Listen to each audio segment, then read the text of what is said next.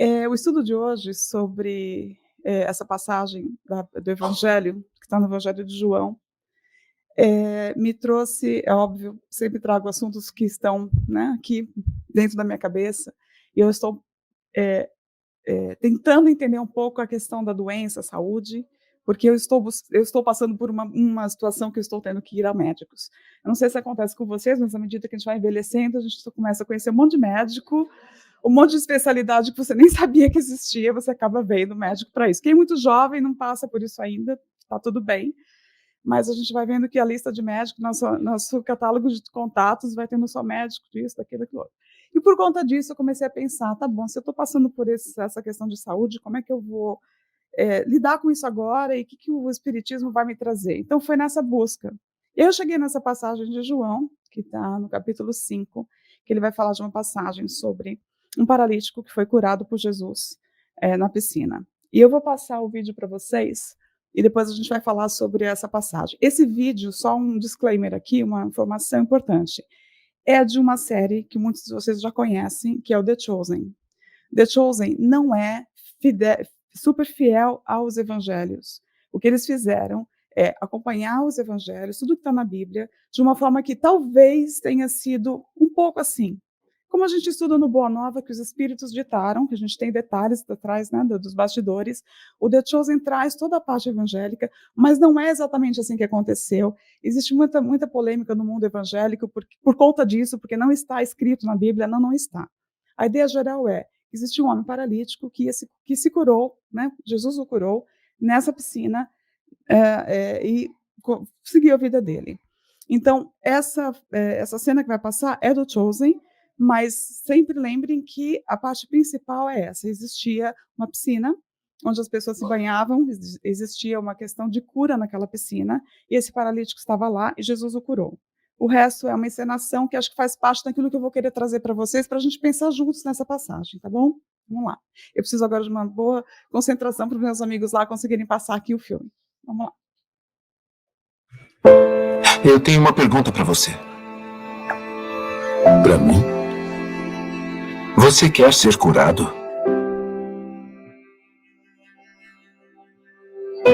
Olha, eu estou tendo um dia muito ruim.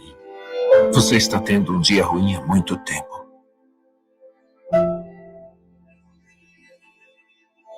E então? Senhor, eu não tenho ninguém que me ajude. Olhe para mim. Olhe para mim. Não foi isso que eu perguntei.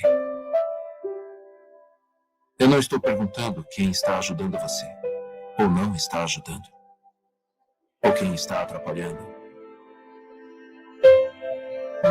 Estou perguntando sobre você.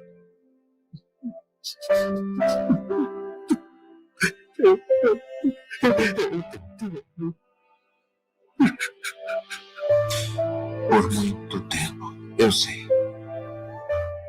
E você não quer falsas esperanças de novo, eu entendo. Mas este tanque não tem nada para você. Não significa nada. E você sabe. Mas você ainda está aqui. Por quê?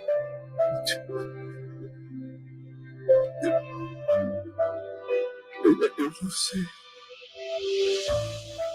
Você não precisa deste tanque.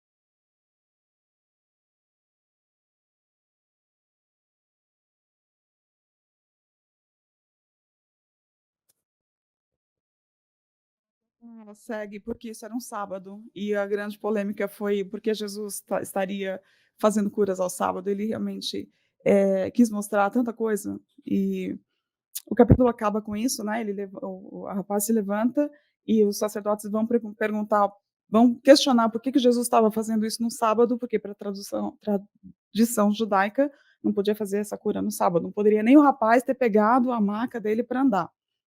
E aí cria-se toda uma questão em torno disso.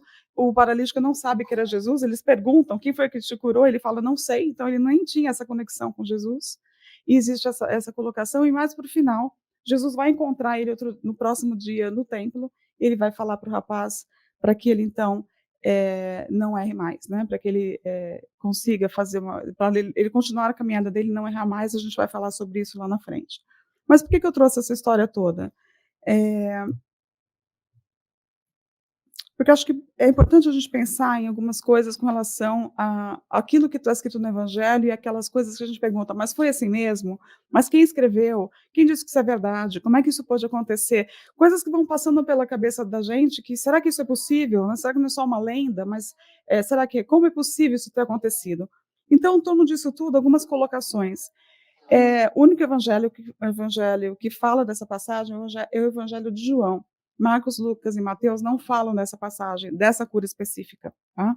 Mas o que eu achei interessante é que existe, ruínas históricas sobre essa piscina de Betesda. Então, pela descrição que é dada por João, perto do que os arqueólogos acharam desse lugar, que eu vou mostrar a foto para vocês, existe a possibilidade que aquela piscina era a piscina de Betesda. O que eu vou trazer aqui é um pouco do que o que passa em torno dessa cura de Jesus. Jesus fez várias curas, a gente sabe disso, e essa é uma delas, né. Foi isso que ele fez, com várias situações. Alguns eram paralíticos, outros cegos, e ele foi curando. Nesse caso específico, Kardec vai trazer na Gênese, Kardec que faz, né, toda essa classificação espírita e faz as perguntas, e tem questionamento como o nosso, ele vai fazer a pergunta justamente, vai estudar a parte dos milagres. E isso está em A Gênese. Os milagres e as predições segundo o Espiritismo, que está aqui embaixo, ele vai falar sobre os milagres, no capítulo 15, especificamente, os milagres do Evangelho, curas e o paralítico da piscina. Então, essa passagem toda, né, ele vai dizer que Jesus estava chegando em Jerusalém para as festas. Essa piscina, ela ficava atrás do templo. Então, era uma piscina de águas naturais, né, ela jorrava fontes. A explicação é o seguinte: na época, a passagem de João, e até ela tem uma certa polêmica em torno disso, porque em alguns evangelhos, o item 4, o versículo 4, ele é retirado, porque no capítulo 4 ele vai dizer que um anjo do Senhor agitava as águas. Então, o que acontecia? Para você ser curado naquela época, você tinha que estar lá, né, existiam várias pessoas doentes, e para você ser curado, você tinha que ser o primeiro a entrar na água quando esse anjo do Senhor passasse e agitasse as águas. Agora veja só que difícil, né?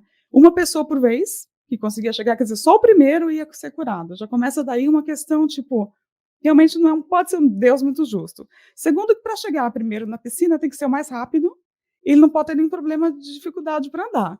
Então já vai separando aí, já começa a não fazer muito sentido, porque por isso que nessa cena, quando ele fala: "Você não precisa disso para ser curado, para prestação", faz sentido, não é? Porque senão, o que que eles estariam fazendo lá? Alguém pode pegar um pouco de água para mim, por favor? Um copinho d'água? Obrigada.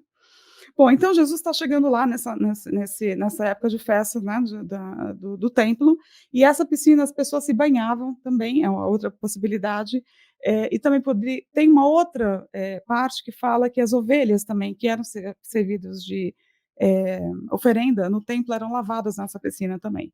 E por falar nisso, eles chamam disso da piscina das ovelhas.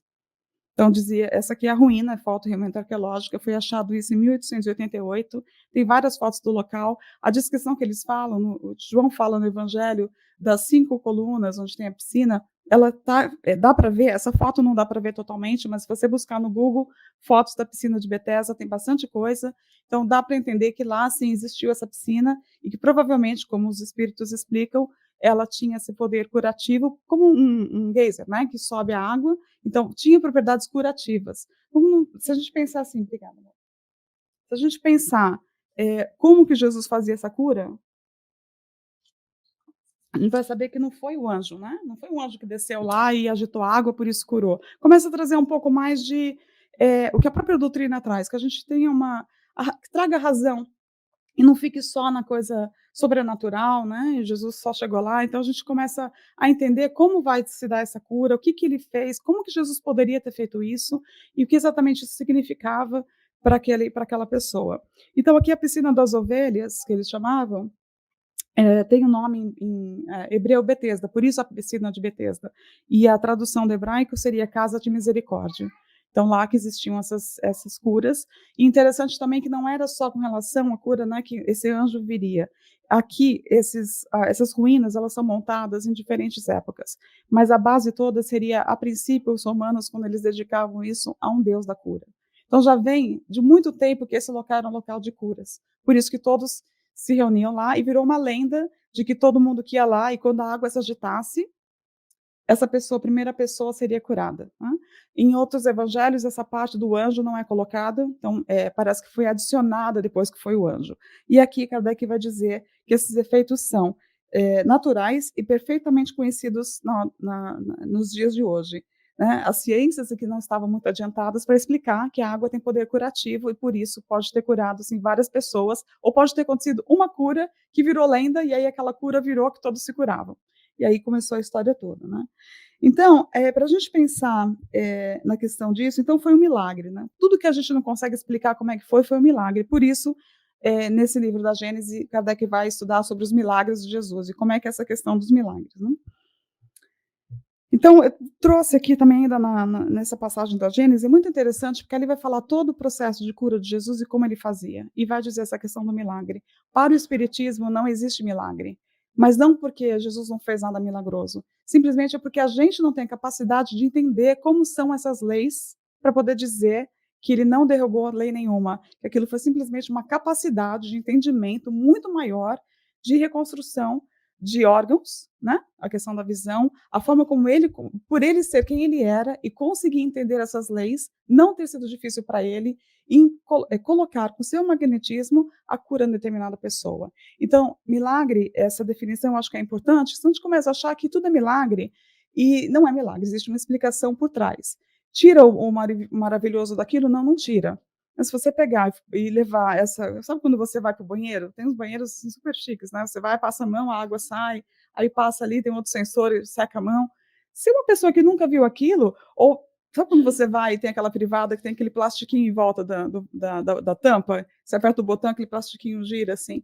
Nossa, é um milagre, né? Quem não sabe, você não sabe que você passa a mão e a água sai, é um milagre. Mas por que é um milagre? Porque alguém, uma força superior maravilhosa, fez jorrar água daquela torneira? Não, né? Existe toda uma engenharia, uma construção, um sensor para aquilo acontecer. Então é nessa linha. Não deixa de ser fantástico. Quem não fica toda hora brincando? Olha, a água vem, agora não vem. Vem e não vem. Se é a primeira vez que você vê, você fica brincando com aquilo. Tira o maravilhoso? Não, não tira. Ainda é legal você passar e ver aquilo abrir e fechar. Mas a questão é, quando você entende que existe uma lei, existe alguma coisa construída por trás, você só fortalece, fala, então tá bom, então é possível que existe uma torneira, que se eu passar a mão no sensor, a água sai, olha que fantástico. Quando eu sei disso, as coisas são mais possíveis. Então essa ideia que eu quis trazer aqui, quando a gente fala de milagre, porque é um assunto, a primeira vez que eu ouvi isso no Espiritismo, que Jesus não faz milagre, é uma coisa que assim, parece que mexe, a gente fala, como assim? Eu ouvi minha vida inteira e eu estou esperando esse milagre. Porque na minha situação, né, de vida, de saúde, ou seja lá o que for, só um milagre. Mas qual que é só o milagre? Essa coisa divina que sai do nada ou existe um processo que a gente ainda não entendeu? E é aqui que o Espiritismo traz que a gente pensa dessa forma. Então, vai ter explicações para coisas que lá na frente, um dia eu vou entender. Por enquanto, eu só consigo captar isso. Como é que eu sei que eu curo? A questão do magnetismo. Nós temos um magnetismo nosso, pessoal. Tanto que quando a gente pega um filho no colo ou alguma coisa, você consegue dar para aquela criança do seu magnetismo a calma para a criança, né? Acalmar a cólica, acalmar o choro. Então, nós temos isso, um com o outro. Você dá um abraço, você, quando põe a sua intenção, você está curando. E a gente sabe que existe um magnetismo que também tem da parte espiritual, que também é acoplado ao nosso magnetismo pessoal, pode sim promover curas e bem-estar. É o que acontece aqui quando a gente toma o passe. Né? Aqui na casa a gente faz esse passe misto. É o meu magnetismo, a minha intenção de querer doar do meu melhor. Os espíritos usam essa vontade e esse magnetismo para atingir a pessoa que está ali recebendo. Como todo um processo que vocês devem ter visto em aulas já, não vou me estender, porque o ponto é um pouco diferente, mas como funciona esse processo do fluido cósmico universal, como que aquela energia entra na pessoa, como que ela recebe essa energia curadora, tá? Então, aqui, Kardec, os espíritos vão explicar para Kardec, e acho que é legal a gente colocar para definir bem por que a gente vê milagre do jeito que a gente vê. Então, na etimologia, a palavra quer dizer realmente admirável, extraordinário, surpreendente. Todo mundo sabe, falou em milagre, já sabe que é surpreendente, que não tinha como isso acontecer e aconteceu. Na parte popular, né, o milagre implica na ideia de um fato extranatural, ou seja, foi uma coisa realmente assim, teve uma intervenção divina. Geralmente milagre foi por Deus, foi por um anjo, né, o vento passou, alguma coisa aconteceu. A gente, no popular, é isso. Na parte teológica, é uma derrogação das leis da natureza, por meio da qual Deus manifesta o seu poder. Então, assim, é porque Deus quis fazer aquele milagre. Ok, a gente sabe que Deus pode fazer tudo. Mas não seria Deus se ele fizesse alguma coisa que fosse contrária à lei que ele mesmo criou, porque daí ele não seria Deus, ele estaria contraditório com ele mesmo. Mas por que então isso é permitido? Aí tem vários fatores, né? De merecimento, de vontade, aquilo que pode ser, que não pode. Por que é que a gente muitas vezes tem aquela doença e vai morrer daquilo e não vai ter jeito? Por que eu não me curei? Foi só porque eu não mereci? Ou porque eu não fui no centro todo domingo? Ou porque eu não fiz, né, o bem como eu deveria ter feito? São muitos fatores. Tem um pastor que ele não tem os braços nem as pernas, o Nick Vujicic, que não sei se vocês já... Difícil até falar sobre o nome dele, mas ele é australiano e ele já fez viagens pelo mundo inteiro fazendo palestras. E ele fala que ele já pediu para Deus dar pernas e braços para ele, e que isso nunca aconteceu, e ele sabe que não vai acontecer porque não vai crescer para ele o braço e as pernas. Mas o que ele fez com a vida dele, o que ele está fazendo com a vida dele. Ele falou, meu maior problema não é não ter braço, não ter perna. Meu problema é outro, porque eu já consegui superar isso. E ele fala que ele não é disabled, ele não é uma pessoa que não consegue fazer as habilidades. Ele fez de tudo. Então tem vídeos dele pulando de paraquedas, nadando, pescando, jogando golfe. E você fala, mas ele não tem os braços nem as pernas. Por que Deus não pode fazer um milagre e dar para ele os braços e a perna? Ele fez muito mais, talvez, do que ele fizesse. Na literatura espírita tem o Gigante Deitado, que foi uma pessoa, Jerônimo, né? Jerônimo, se o nome dele inteiro, Mendonça, que teve um problema de saúde, passou o resto da vida dele deitado numa cama, e a mãe dizia que ele era o filho que mais viajava, que nunca parava em casa, porque ele, na condição dele, era arrastado de casas em casas espíritas para dar palestra. Então, às vezes, a gente fica preso naquilo que não está sendo reconstituído porque, né, fisicamente, cientificamente não dá para reconstruir, mas será que o desafio não é a minha superação diante daquele impedimento? Quem estava aqui na aula, né, que o Eric deu como exemplo, você tem um quadradinho ali do jornal, quer dizer, eu tenho um espaço, mas às vezes o espaço é um pouco mais limitado. Mas o que eu faço dentro desse espaço limitado? O Mário Cortella, ele é um filósofo, né, um professor, ele fala que o problema maior não é você ter uma doença, o problema maior é você ter uma doença e não sair diferente dela, ou que aquela doença não te modifique. Então, o convite é isso, ficar doente, ok, mas sair modificado daquilo, ou que aquilo faça uma modificação na gente, é que é o problema. Isso que a gente tem que tomar cuidado. Então, Jesus fazia o que ele fazia por ele ser esse espírito que já adquiriu um conhecimento por questões de evolução, de progresso, de muito mais tempo na frente do que a gente, ou talvez ele tenha andado mais rápido, porque muitas vezes a gente pode andar mais rápido, não tem necessidade de esperar tanto, mas ele por si já adquiria isso. Então, o que eles vão explicar para a gente aqui? Que o mesmo, essa questão de milagres, né, aquilo que ele fazia de cura, era isso, era ele. O mesmo havia de dar-se nele com relação a todos os fenômenos que dependem dos fluidos perispirituais ou psíquicos. A qualidade desses fluidos lhe conferia imensa força magnética, secundada pelo incessante desejo de fazer o bem. Isso fazia com que Jesus podia curar. Mas não porque ele não podia explicar as leis, ele sabe as leis e sabe como funciona o magnetismo dele, essas leis perispirituais, ou seja, o quanto que o magnetismo interfere no nosso perispírito e o quanto que a gente pode estar se curando disso. E sempre foi na questão da cura de dentro para fora. Né? Jesus, todo o convite dele para a cura envolve a gente. É como quando a gente vem aqui e a gente escuta sempre, sempre, sempre. É a gente, é na gente, é com a gente. Não é o outro, não é o marido, não é o filho, não é o pai, não é a mãe, né? Não é ninguém. É a gente. É o espelhinho onde os seus problemas estão aí com você. O bom é que é a solução também. Então, se a gente cria, a gente também é o mesmo. Se não somos os autores de criar o desequilíbrio, também podemos ser os autores de criar a cura, porque a gente vai aprendendo como é que funciona. Então, toda essa parte de Jesus não era simplesmente você ficar bom e restituir a sua visão ou a sua perna, mas para que você estava fazendo aquilo?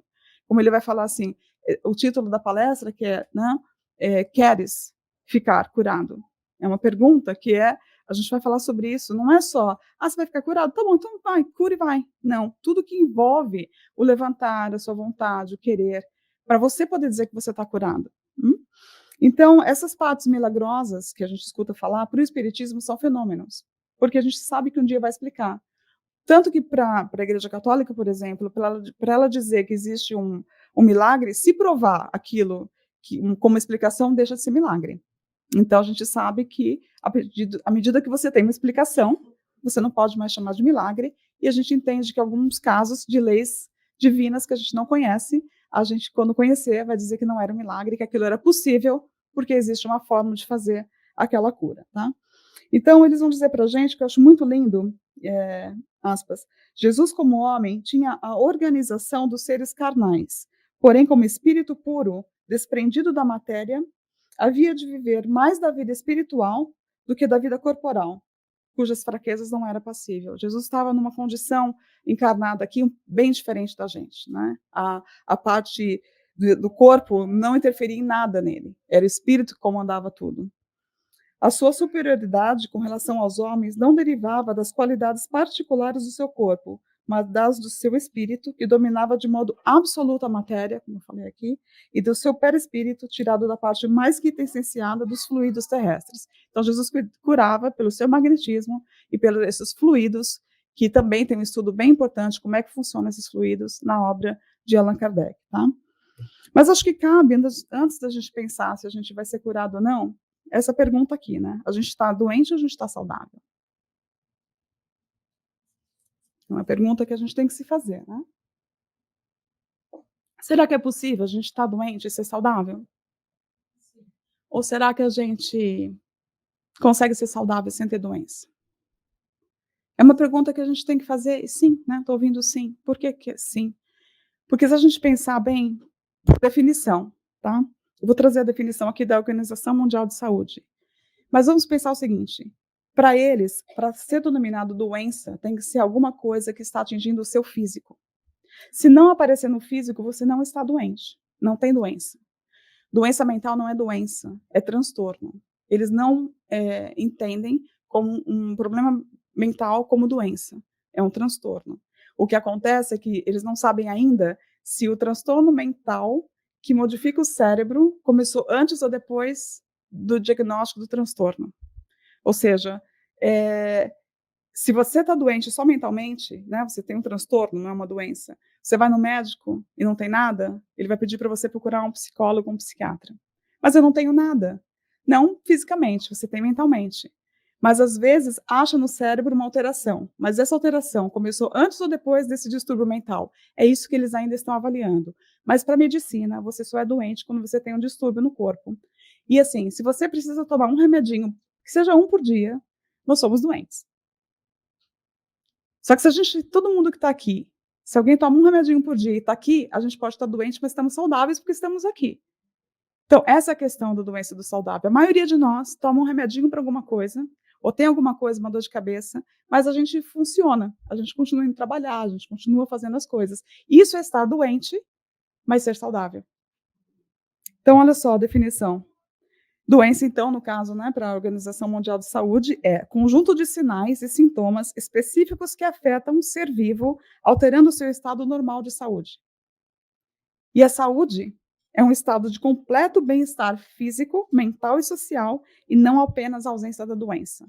Então, lá atrás, em 1946, a Organização Mundial de Saúde já entendia que saúde não é você não ter uma doença. Saúde é você conseguir ter um equilíbrio entre essas partes, e hoje a gente percebe que não basta só ter isso, né? O físico, mental e social. O ecológico, ou seja, onde você vive também, é claro que colabora para aquilo que você está chamado de saudável, não dá para ter todo esse equilíbrio numa zona de conforto, algum lugar que vai ter poluição, que você vai prejudicar o seu físico. Então, também conta onde você vive, onde você se desenvolve. E também a parte espiritual.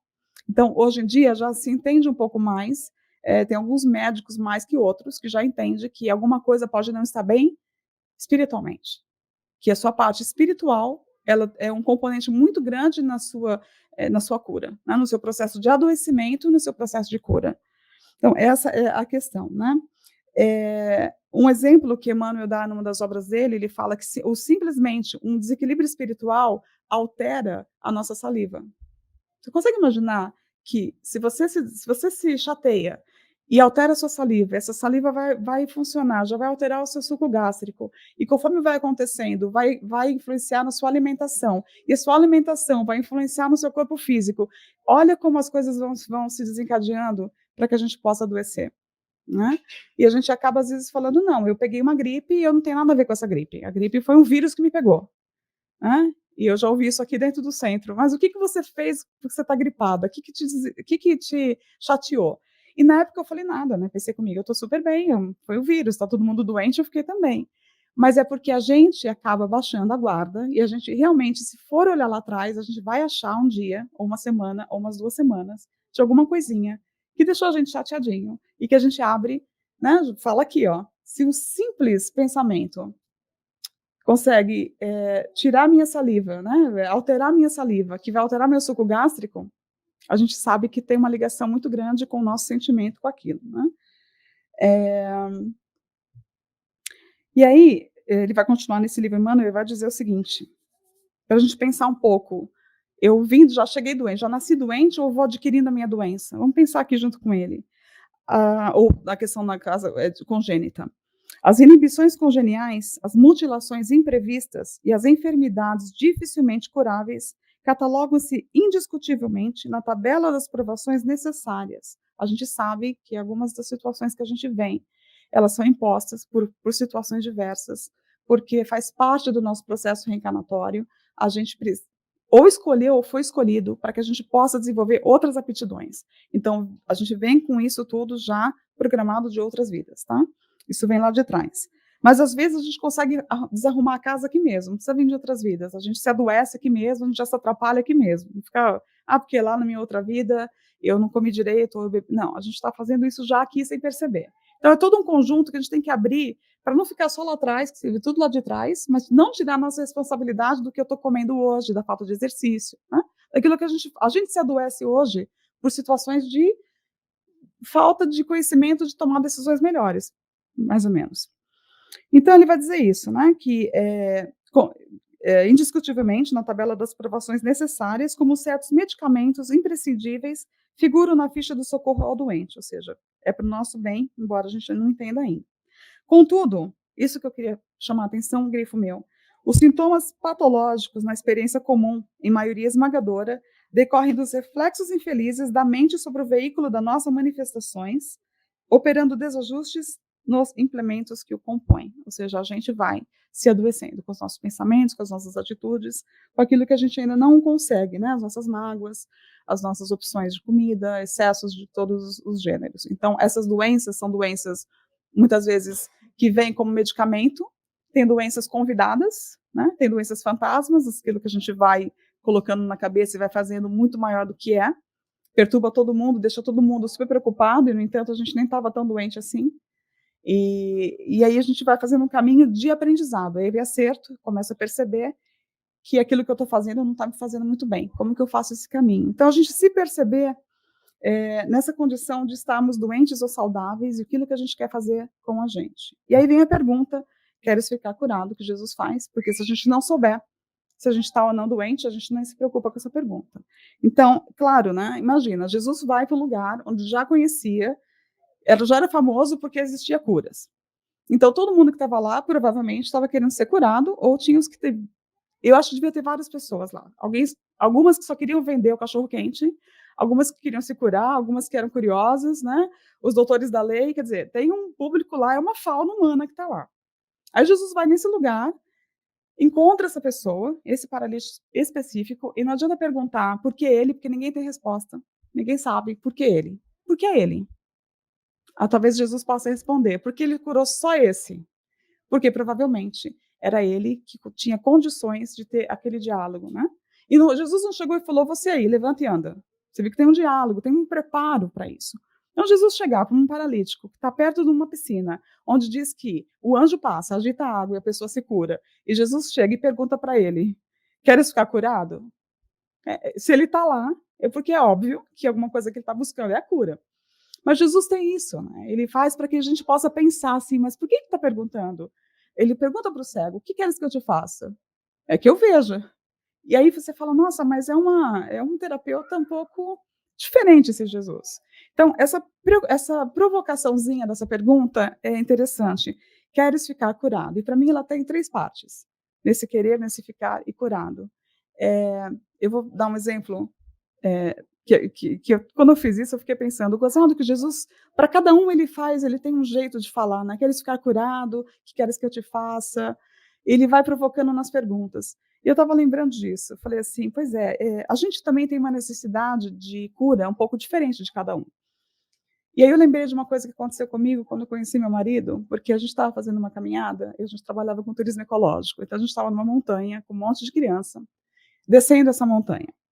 E eu era uma das guias responsável por essas crianças também. Só que eu caí. E eu lembrei disso com esse estudo. Eu falei, olha que interessante, né? Eu caí.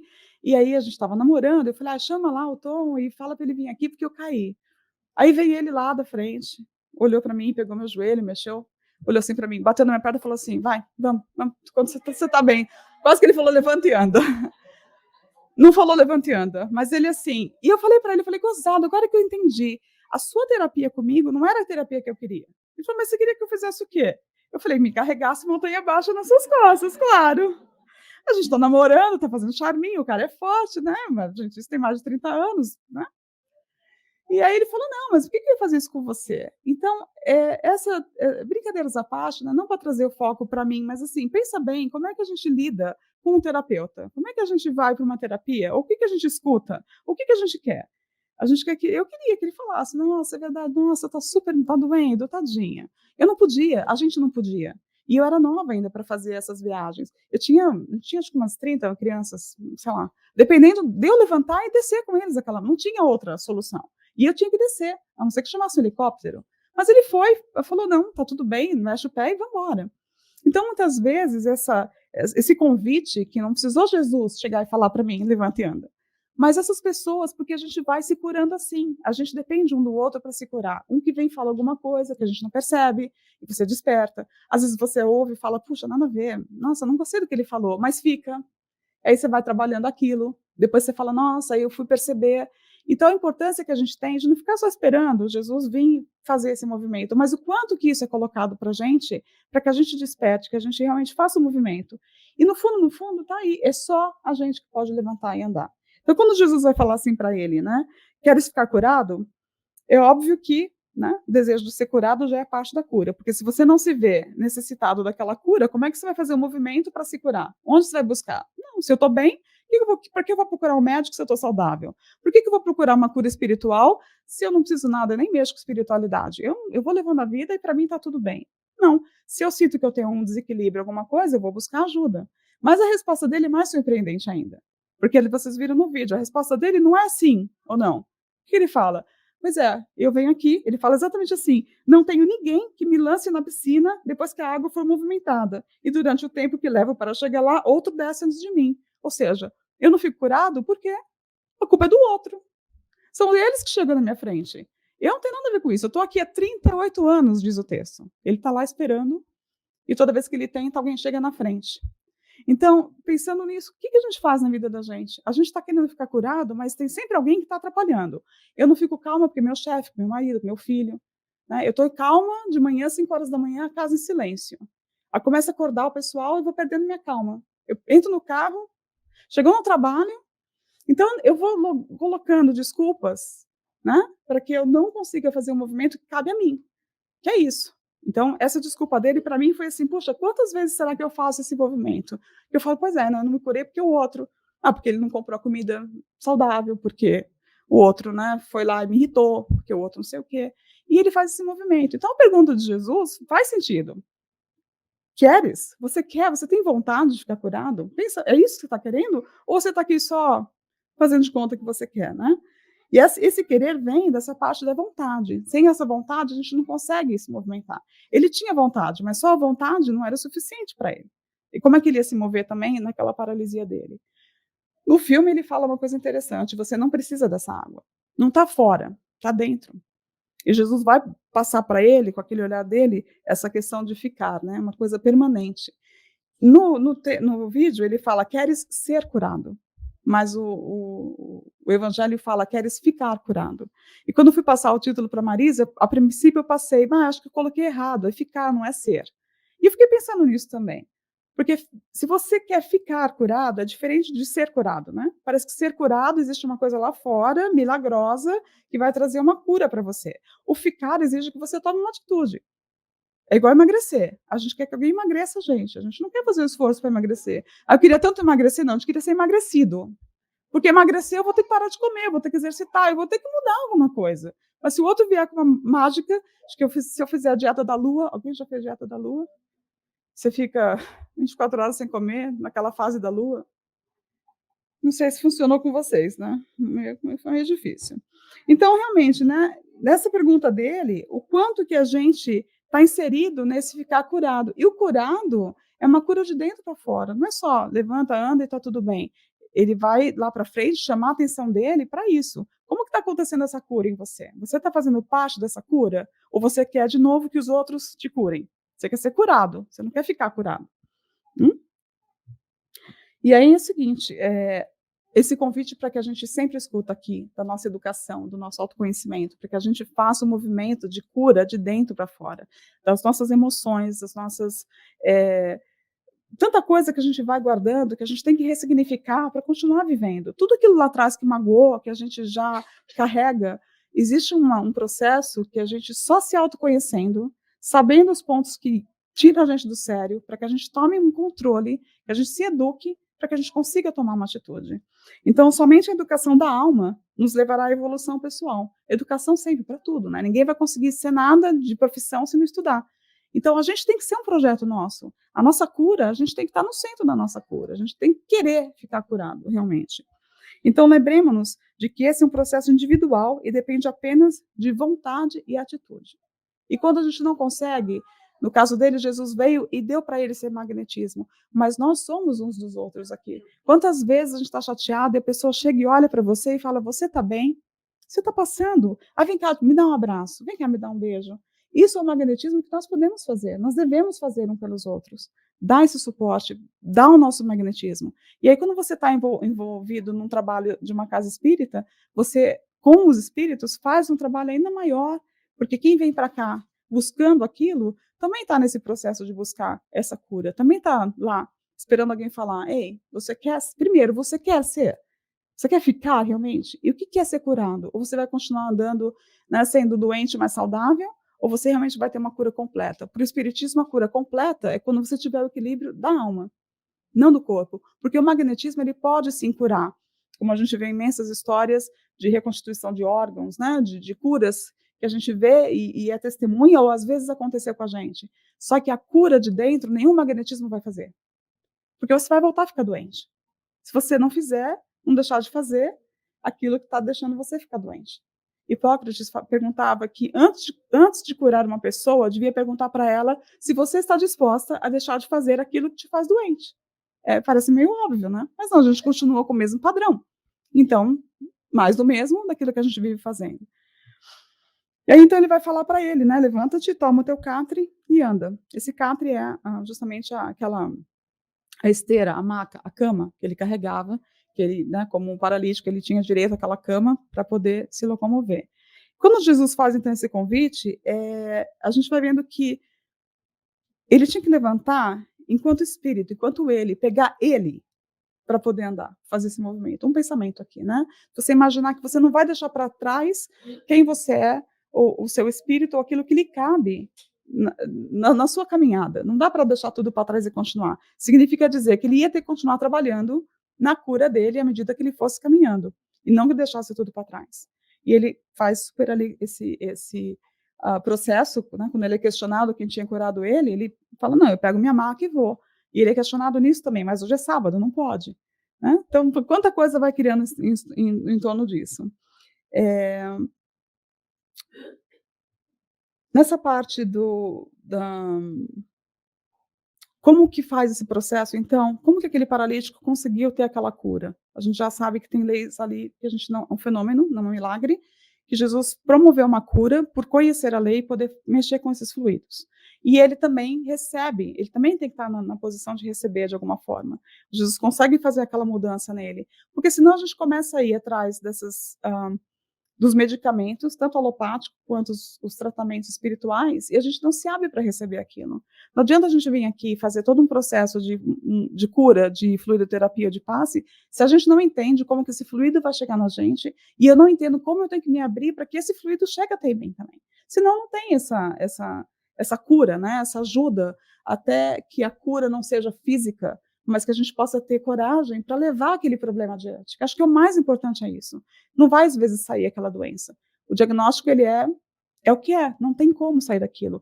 Mas as pessoas morrem com aquela doença curada. Um médico desviano, ele fala que ele viu várias pessoas com doenças terminais que morreram curadas, porque a cura está no espírito.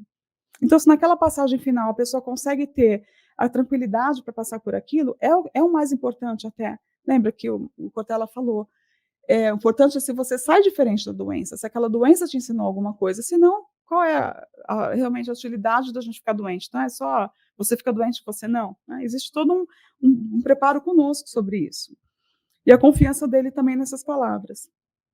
Divaldo Franco, ele tem um livro psicografado de Amélia Rodrigues, esse livro chamado Vivendo com Jesus.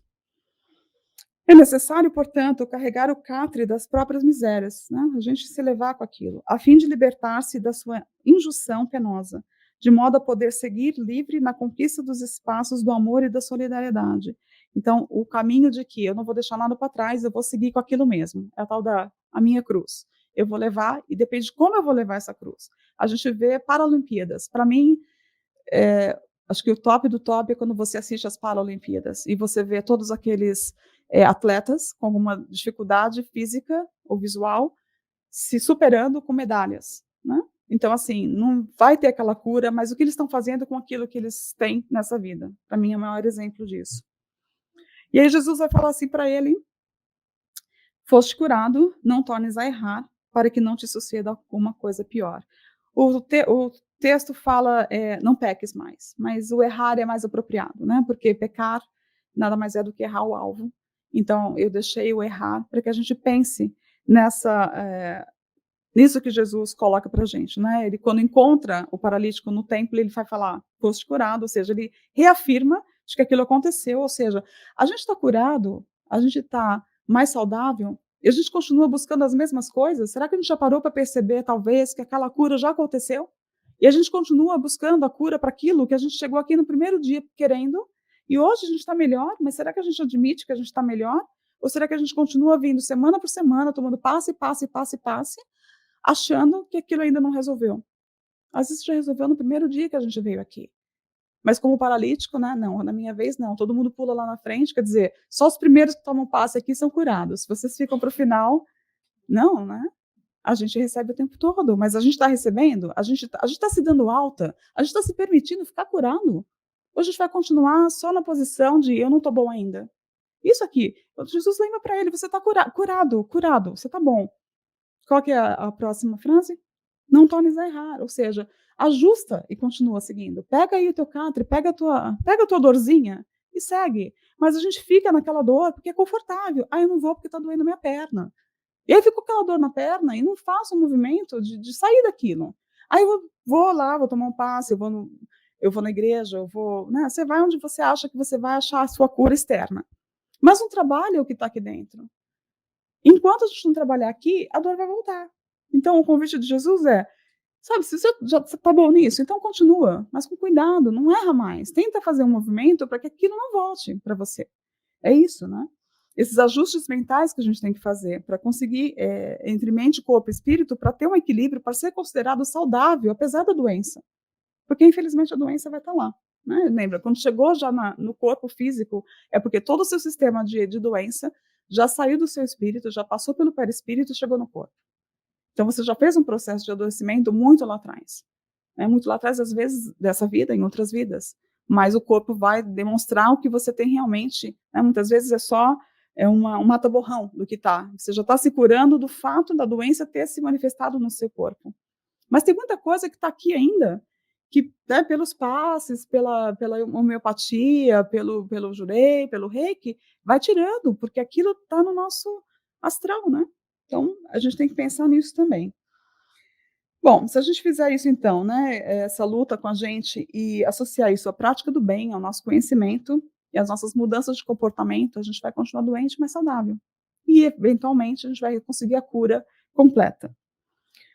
E aí, essa frase aqui é um lembrete para ter lá para a gente. Porque a gente quer tudo isso que aconteça, né? Esses milagres, essas curas, mas olha o que eles falam, que Emmanuel vai dizer para a gente. Que gênio milagroso te doará o equilíbrio orgânico se não sabes calar, nem desculpar, se não ajudas, nem compreendes, se não te humilhas para os desígnios superiores, nem procura harmonia com os homens. Que anjo que dá conta disso? Se a gente vai se adoecendo, fazendo tudo isso aqui, um pouquinho cada dia. Se a gente não parar para fazer um movimento de parar com isso aqui, e assim, escolhe um, porque às vezes fazer tudo junto dá trabalho. Escolhe um desse. Fala, esse aqui eu vou trabalhar. Porque a gente sabe, aquele que mais está assim pegando na gente. Esse aqui eu preciso trabalhar para que eu faça o meu processo de levantar e ser curado. Né? E tudo isso vai levar ao quê? A harmonia da alma. Né? A perfeita harmonia da alma. O que é isso? A cura integral da mente, do corpo e do espírito. Isso é uma proposta de Emmanuel, quando ele diz que o que é saúde para o espiritismo. A gente viu a definição da Organização Mundial de Saúde, mas para Emmanuel, saúde é a perfeita harmonia da alma, né? Quando a gente consegue fazer esse processo entre a gente. E ele vai dizer para a gente, o grande benfeitor a todos convida para a valorização das próprias energias. Não salienta a confiança por simples ingredientes de natureza mística, mas sim por recurso de ajustamento dos princípios mentais na direção da cura. Ou seja, né, não é importante só que a gente saia curado fisicamente, mas que a gente seja curado na nossa mente, no nosso espírito, para que quando a gente fizer a nossa volta para casa, a gente possa voltar com um espírito mais saudável, a gente possa, com o espírito, ter pego essa experiência e ter valido a pena. Que a gente consiga fazer esse movimento. E isso vai ser essa perfeita harmonia da alma. Isso que Jesus visava quando ele curava. A tua fé te curou, levanta e anda, vá, não peques mais. Tudo isso pensando que a gente possa fazer um trabalho de mudança mental para que a gente não adoeça mais, não erre mais. Eu tinha um slide que eles tiraram daqui, não tem problema. Vai ficar isso aqui como o slide final para a gente pensar nessa questão dessa saúde. E o que a gente está fazendo? Em quem a gente está pondo culpa porque a gente não está saudável como a gente gostaria de estar. Porque doente a gente pode já estar. Né? Eu tomo remédio todos os dias, já há muito tempo. Então, assim, para a medicina, eu estou doente. Saudável é uma outra coisa. Eu estou aqui falando com vocês e estou levando, né, normalmente. Chico Xavier, ele era doente ou ele era saudável? Né? Saudável. Ele era doente, físico, mas era saudável. Então, dá para ser os dois, né? O convite é que a gente possa fazer esse movimento, que a gente possa buscar essa ajuda.